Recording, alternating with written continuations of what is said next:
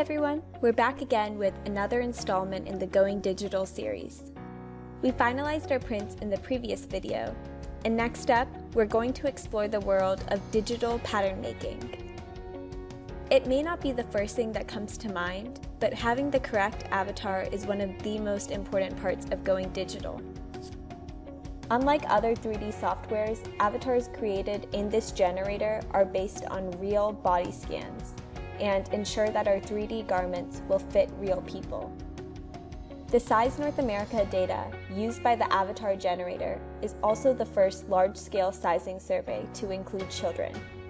This makes the avatar tool especially valuable for children's wear because it promises the best fit in a way that no other software can.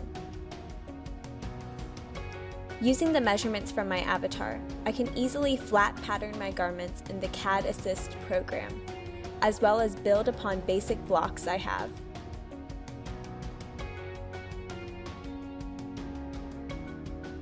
Digital patterns are more accurate, easier to organize, and more accessible for collaborators in comparison to traditional pattern making. Once we have drafted our patterns, we will need to define them in 3D. Defining patterns in 3D means I will need to explain where each piece goes on the garment and how it is sewn together to the simulator. For this waistband piece, I'm defining the piece as going on the waist and being made out of the waistband material. I will also mark how the side seams will be sewn, so the simulator knows how to sew the pieces.